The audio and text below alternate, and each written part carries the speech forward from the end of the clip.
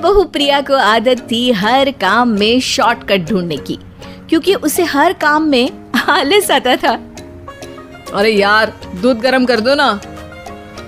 अरे पेट में जाके तो दूध ठंडा ही हो जाना है ना, तो ठंडा ही पी लो ना। अरे तुम मेरा सर गर्म मत करो यार। अच्छा है, सर गर्म हो जाए तो सर पे दूध रख लेना, वो भी गर्म हो जाएगा। एक बात बताओ, तुम इतनी आलसी क्यों हो?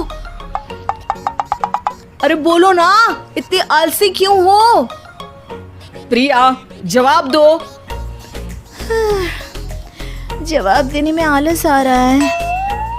पति वहाँ से उठ के बड़बड़ाते हुए खुद दूध गर्म करने चला जाता है और प्रिया अपनी आंखें बंद करके सोफे पर लेट जाती है। प्रिया की इस आदत का घर वाले सबको पता तो था ही, अब तो बाहर वाले भी उसको आलसी बोलने लगे थे। अरे बहू सुन ना, एक गुड न्यूज है। क्या माँ जी, आप सब कुछ मेरे नाम करने वाली हैं क्या? अरे बस तेरा दिमाग पैसों में ही लगा रहता है। माँ जी, आपको तो पता है कि मैं गांधी जी की कितनी बड़ी फैन हूँ, और गांधी जी तो नोट पे ही मिलते हैं ना, इसलिए पैसों के अलावा कहीं दिमाग ही नहीं रहता। वैसे गुड न्यूज क्या है? अरे गुड न्यूज ये है कि मेरी कुछ सहेलियां आने वाली है। हैं? ये भी कोई गुड न्यूज है क्या? जब भी आपकी सहेलियां आती हैं, मेरे किसी न किसी काम में खोट निकाल के जाती हैं। हमेशा कोई कमी दिखी जाती है उनको मेरे काम में, और मुझे आलसी बोलते हैं वो लोग। अरे तो ऐसा समझ कि आज तेरे पास मौका है उनकी नजरों में अच्छा इम्प्रेशन जमाने का। कैसे कैसे? उनके लिए खाने की इतनी स्वादिष्ट चीजें बना कि वे उंगलियां चाटती रह जाए। माँ जी, ये तो आप मुझे नया काम पकड़ा रही हो। अरे मेरी सहेलियों से तारीफ पानी है कि नहीं? हाँ, पानी तो है। तो बस जाओ, बन जाओ बावर्ची, लगाओ तड़का, कल शाम को आएंगी वो।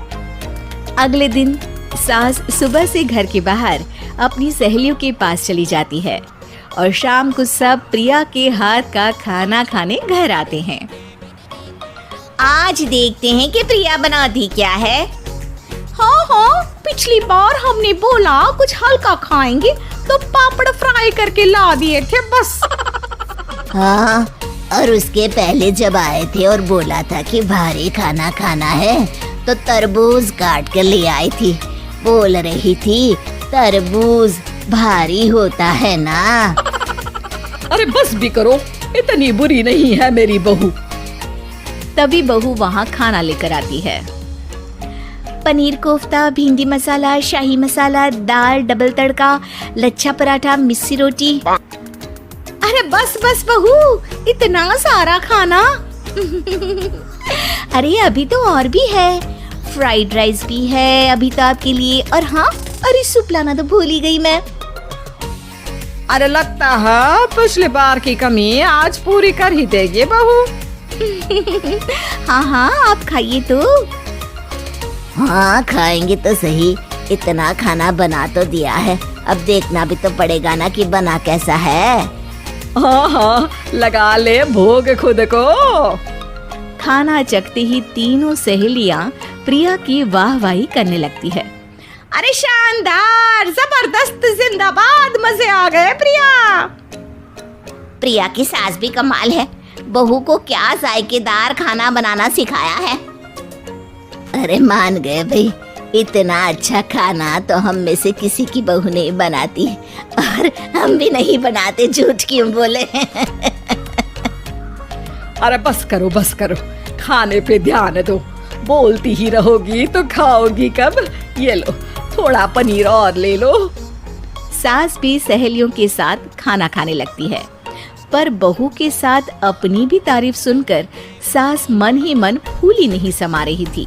प्रिया ने बड़ी खुशी से सबको खाना परोसा, और सबने झट से खाना खत्म भी कर दिया। राधे राधे, मजा आ गया। और थक गई खाना खाते खाते, अब बस बिस्तर लग जाए मेरा।